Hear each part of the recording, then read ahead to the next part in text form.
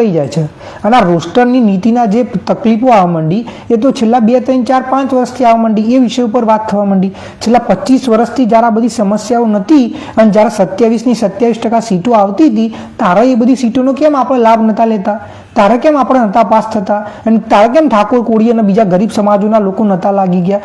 કારણ કે એ સમયે પણ મોટાભાગની સીટો આ જ લોકો લઈ જતા હતા. એટલે રનિંગના માર્ક સુધારવા જોઈએ, રોસ્ટર નીતિ સુધારવી જોઈએ, પણ આ બધું થઈ ગયા પછી આ મોટાભાગનો લાભ તો એ જ લઈ જશે.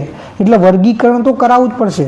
બીજી વસ્તુ, ઘણા લોકો એમ કહે છે કે ભાઈ ઇન્ટરવ્યૂના અંદર ભેદભાવ થાય છે. હું ચોક્કસ માનું છું કે ઇન્ટરવ્યૂની જે સિસ્ટમ છે એમાં સુધારો થવો જ જોઈએ અને કરવું જ પડે.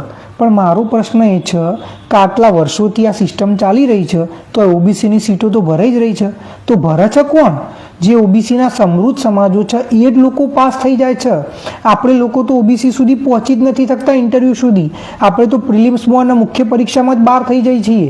જો ઓબીસી અનામત વર્ગીકરણ થાય અને પ્રિલિમ્સનું મેન્સનું કટ ઓફ 15, 20 માર્ક્સ ઓછું આવે તો આપણે લોકો ઇન્ટરવ્યૂ સુધી પહોંચીએ અને આપણે લોકો ઇન્ટરવ્યૂમાં પાસે થઈ શકીએ. એટલે ઇન્ટરવ્યૂમાં સુધારા થવા જોઈએ, પણ જો વર્ગીકરણ નહીં થાય તો ઇન્ટરવ્યૂ સુધી પહોંચીએ જ નહીં તો પછી ઇન્ટરવ્યૂમાં પારદર્શિતા થશે કે નહીં? શું ફરક પડે છે?